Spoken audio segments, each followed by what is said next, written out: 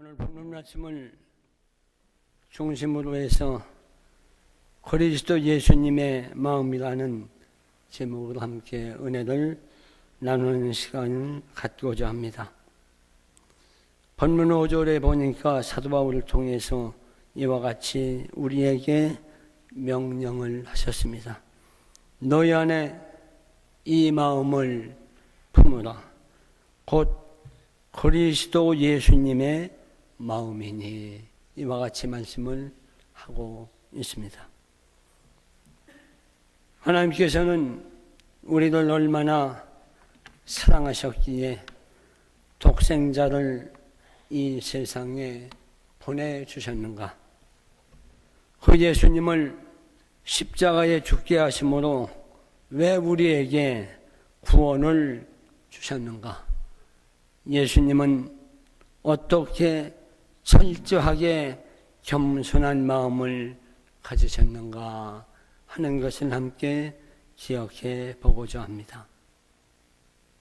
요새 사랑한다는 표현을 전에는 막 온몸을 했는데 요새는 욕을 합니다. 요람은 이것이 사랑한다는 표라는 거예요. 그래서 좀 제가 생각을 해보고 TV를 한번 보다 보니까 제 해병대 선배가 되는 남진 씨가 한 프로에 나와서 딴 후배 가수들이 선배님 사랑합니다. 그러니까 남진이가 이러니까 끝나더라고요. 그래서 사랑하는 성도 여러분, 과연 예수님을 본받아 내 자신을 완전히 비울 수 있는 것이 무엇인지, 철저하게 겸손함으로 낮추어질 수 있는 것인지, 무조건 복종하는 마음으로 살아갈 수 있었는지,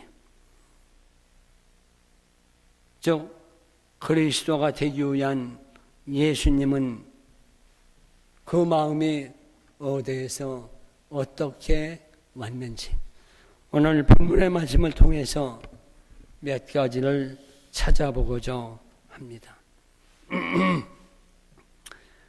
첫째로 그리스도 예수님의 마음은 6절과 7절에 보니까 비우는 마음이라고 말씀을 하고 있습니다. 본문 7절에서 자기를 비워 말씀을 했습니다. 어느 정도까지 자기를 비우셨는가 하는 것입니다. 우리가 본받아야 할 예수님의 마음은 곧 비우는 마음입니다. 그렇습니다.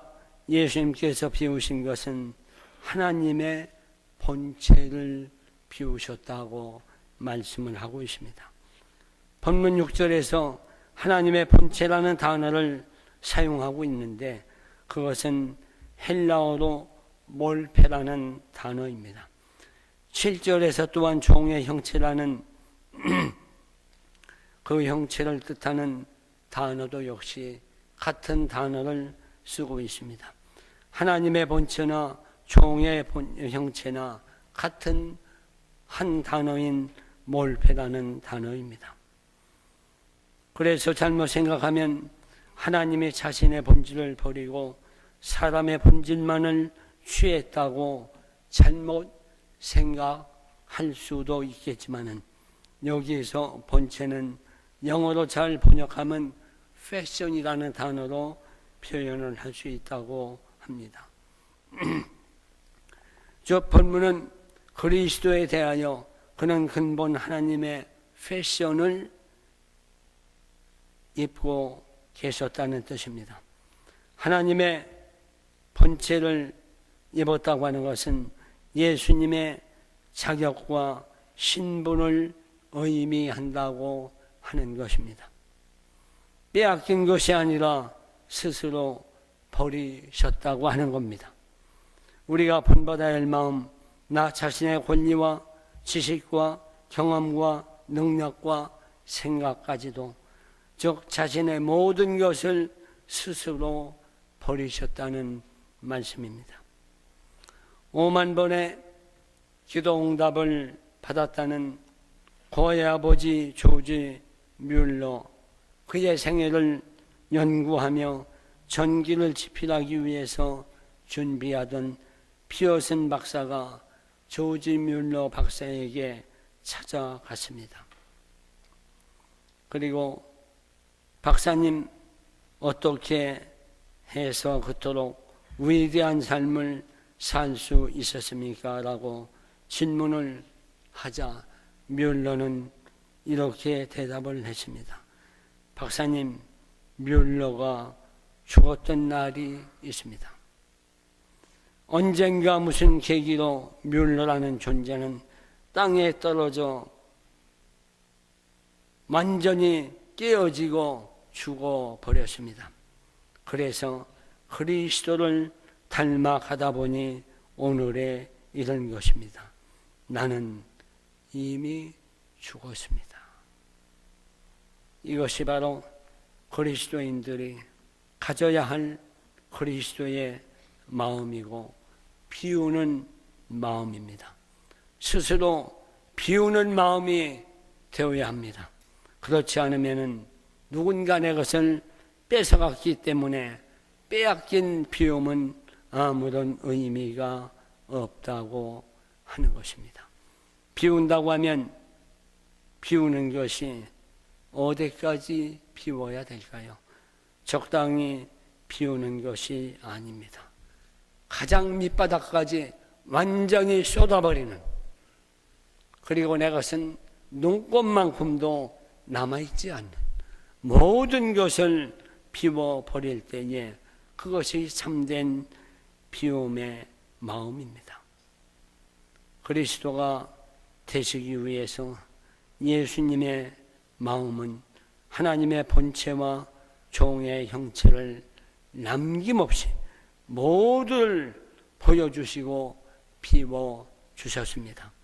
그리고 그 자리에 겸손으로 채우셨다는 말씀입니다. 누가복음 21장 1절부터 4절에 보면 예수님이 이와 같은 말씀을 하고 있습니다. 예수님께서 눈을 들어 부자들이 헌금교에 헌금 넣는 것을 보시고 어떤 가난한 과부가 거기에 랩돈 2닙을 넣는 것을 보셨다. 그래서 예수님께서 말씀하셨다. 내가 진정으로 말한다. 이 가난한 과부가 누구보다도 더 많이 넣었다. 저 사람들은 다 넉넉한 가운데서 자기들의 헌금을 넣었지만 이 과부는 구차한 가운데서 가지고 있는 생활비 전부를 털어 넣었다 말씀을 하고 있습니다.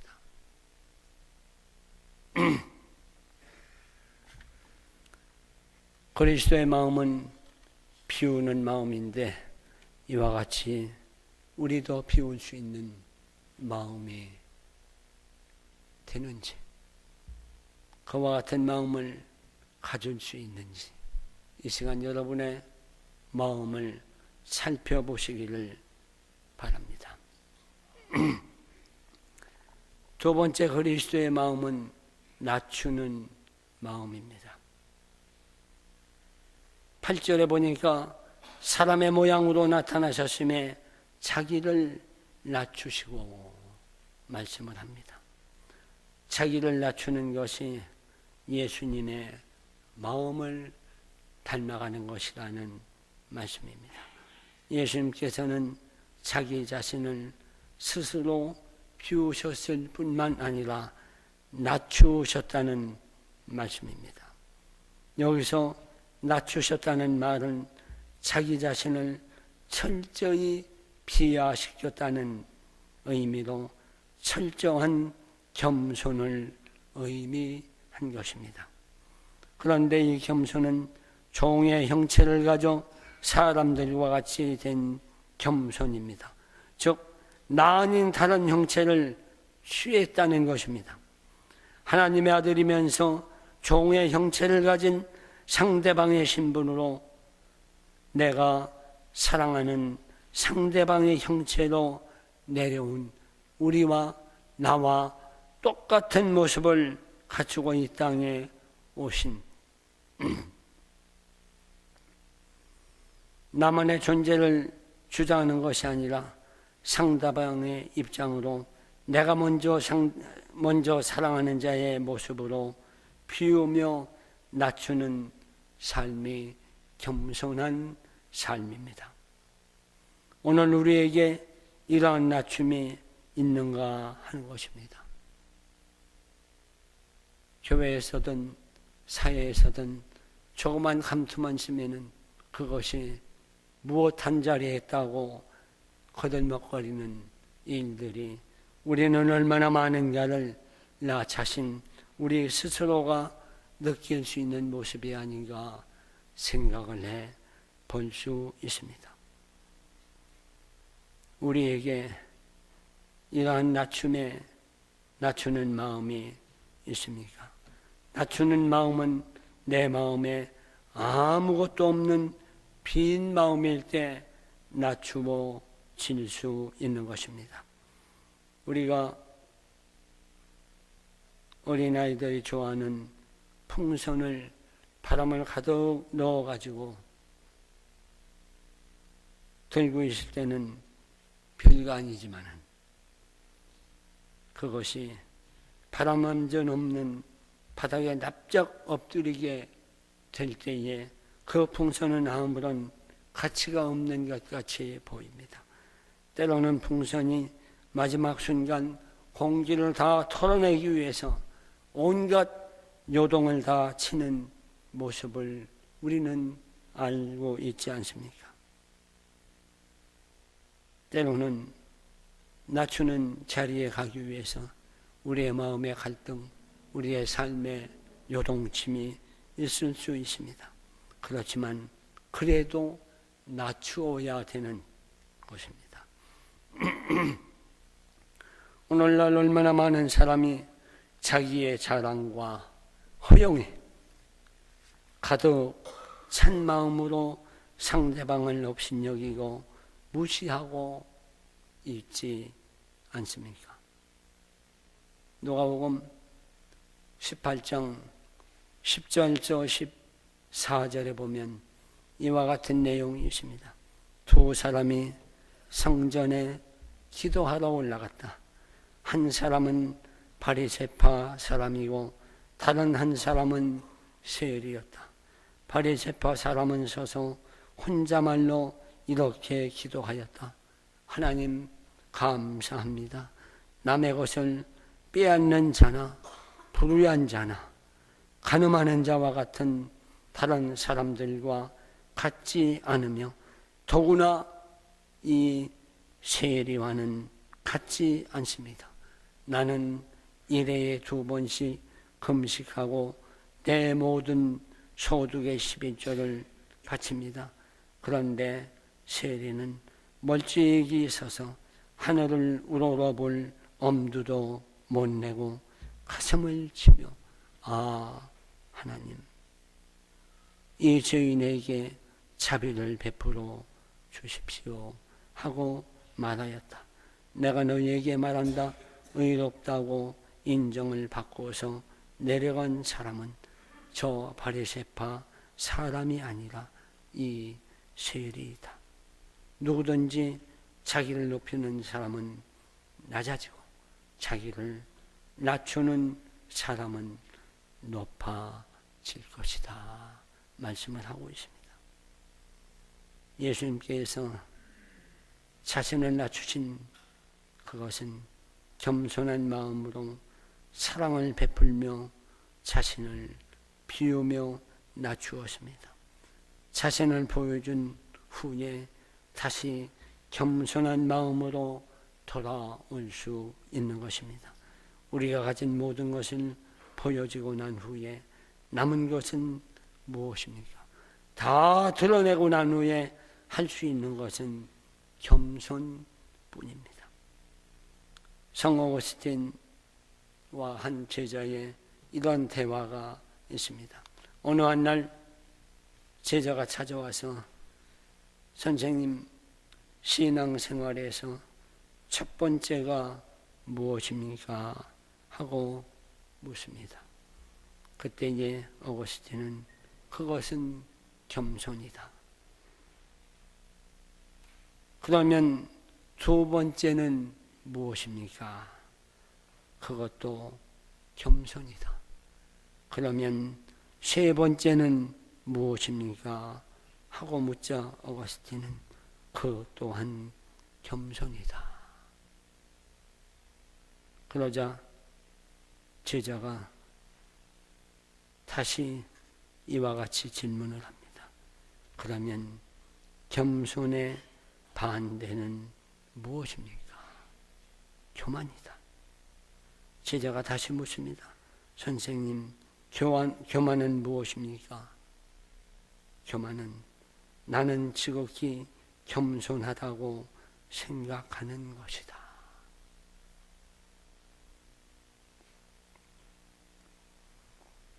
이와 같이 비우고 낮추는 마음이 겸손한 마음으로 표현되어질 것입니다. 야고보서 4장 10절에서 이와 같이 말씀을 합니다. 주님 앞에서 자신을 낮추십시오. 그리하면 주님께서 여러분을 높여 주실 것입니다.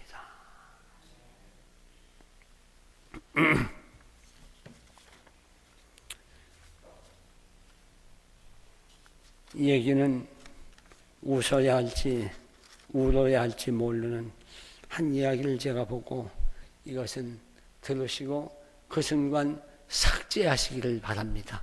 공연히 남들 비유하고 비교하는 것 같아서 전제로 한 말씀을 드리겠습니다. 어느 한 어여쁘고 똑똑한 아가씨가 결혼을 해서 아들을 낳았습니다. 세계적으로 유명하고 똑똑한 아이가 되라고 남양유업에 아인슈타인 우유를 먹여 키웠답니다.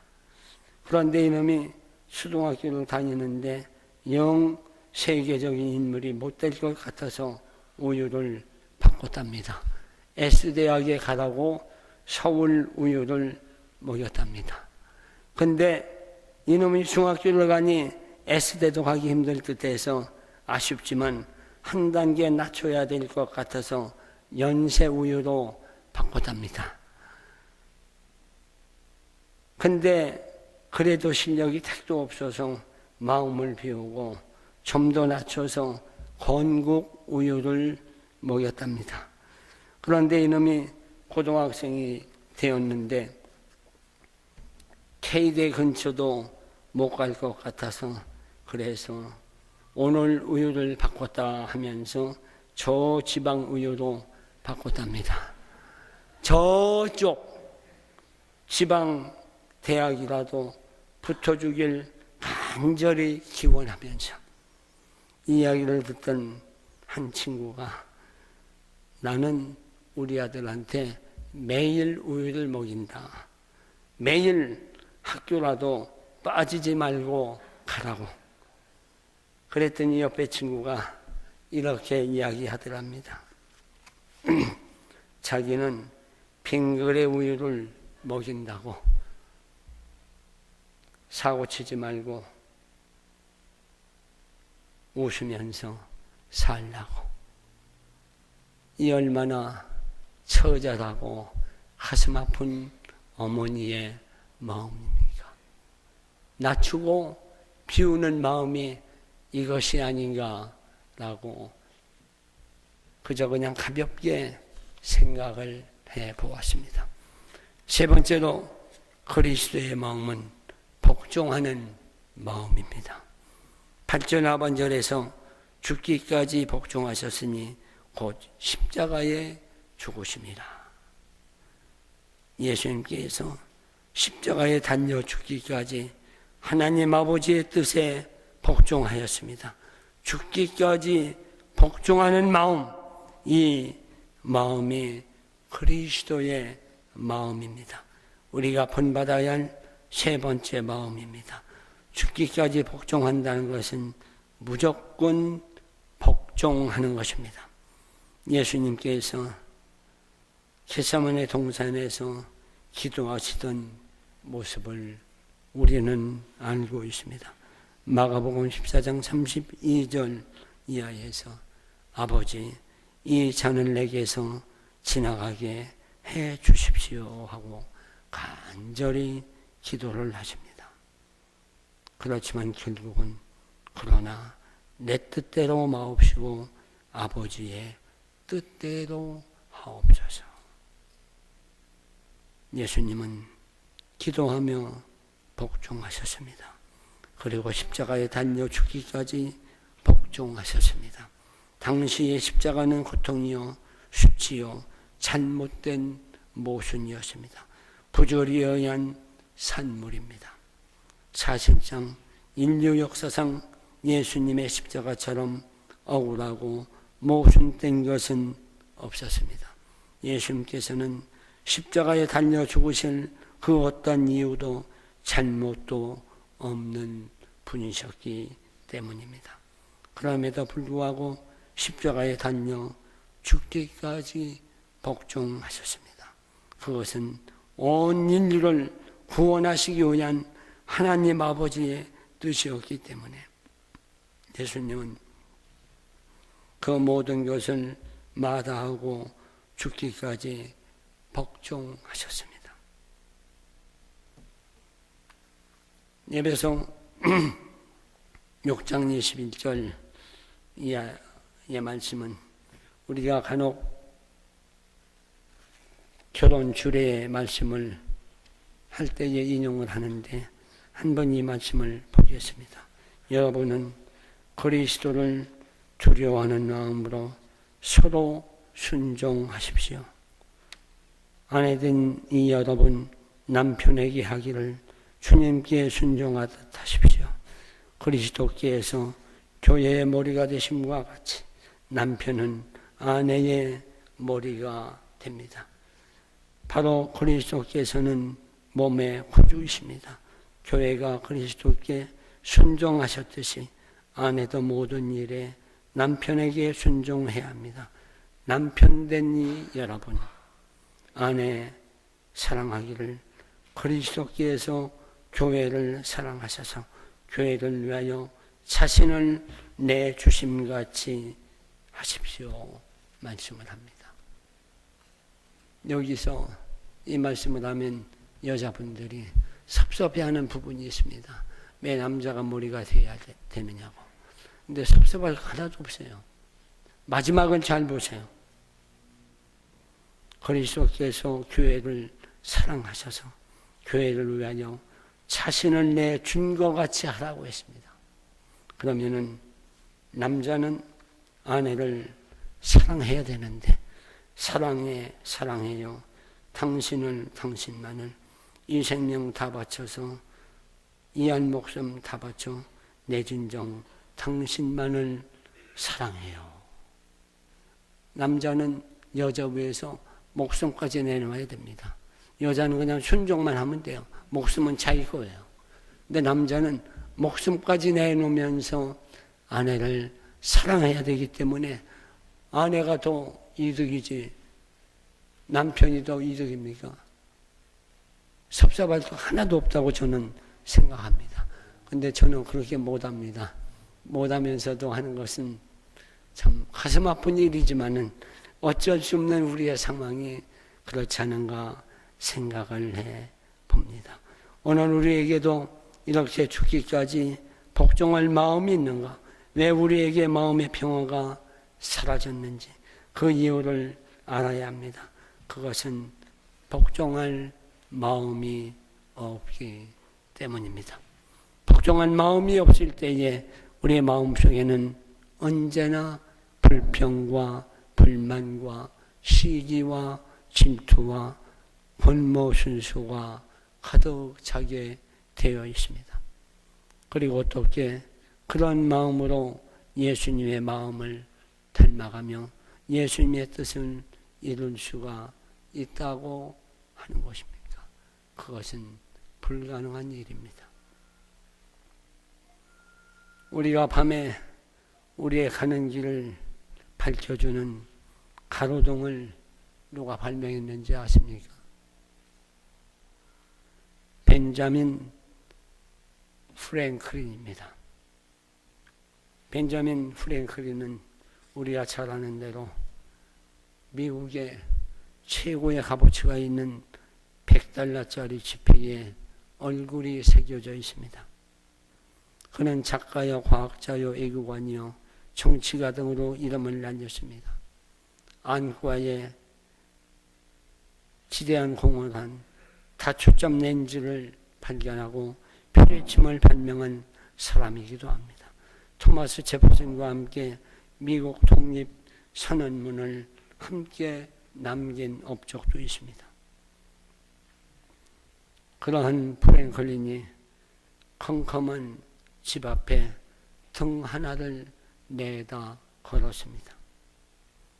이것이 가로등의 시초가 된 것입니다.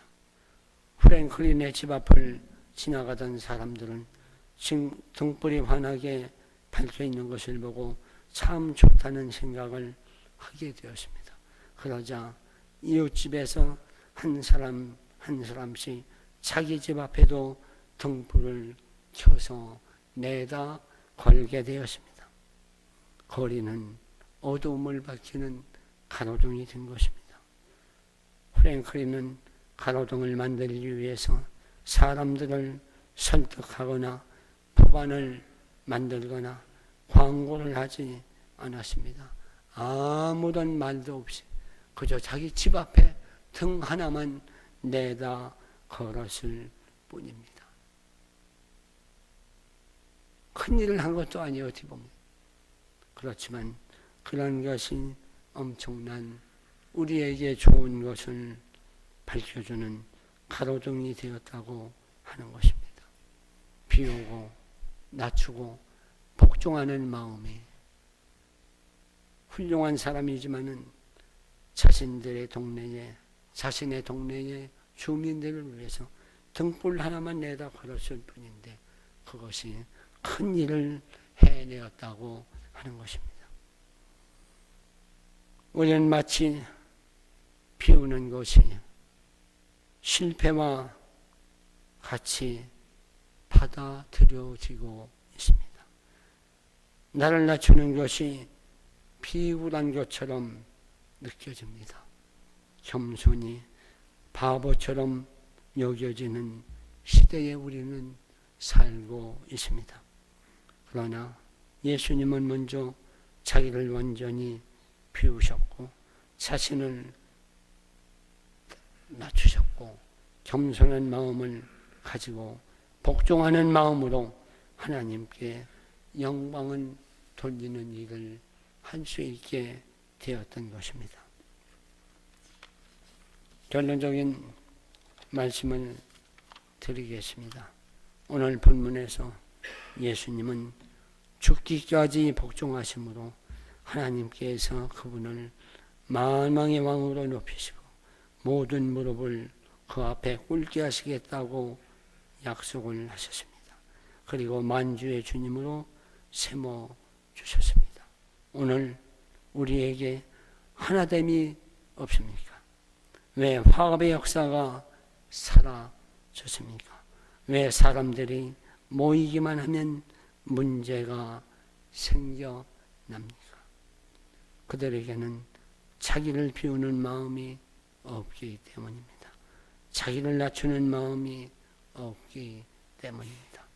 죽기까지 복종하는 마음이 없기 때문입니다. 오늘 그리스도인들의 마음속에 그리스도 예수님의 마음이 없기 때문입니다. 우리가 시간이 많지 않습니다. 영국의 극작가 조지 버나드 쇼의 묘비에는 이와 같은 글귀가 적혀 있다고 합니다. 오물쭈물하다가 내 이럴 줄 알았다. 오래 살다 보니 이런 일이 있을 줄 알았다. 우리에게는 충분한 시간이 없습니다. 오물쭈물하다가 그냥 지나가던 일이 얼마나 많습니까? 그러다가 놓쳐버린 시간이 얼마나 많이 있었습니까? 그러나 우리가 먼저 그리스도 예수님의 마음을 품을 때에 스스로 우리 자신을 비울 수 있습니다. 스스로 낮아질 수 있을 때에 무슨 일이 있더라도 예수님께만 복종하고자 할 때에 하나님께서는 우리에게 하나됨의 은혜가 가득 차게 하실 것이며 평강의 은혜를 베풀어 주실 줄로 믿습니다. 기도하겠습니다. 오늘도 귀하고 복된 날을 허락하여 주시며 주님 안에 그리스도의 마음을 품기 위한 우리의 삶이 무엇인가를 함께 은혜 나누었습니다. 비우고 낮추고 복종하는 마음이 되게 하여 주시옵소서. 감사하고 예수님 이름으로 기도하옵나이다.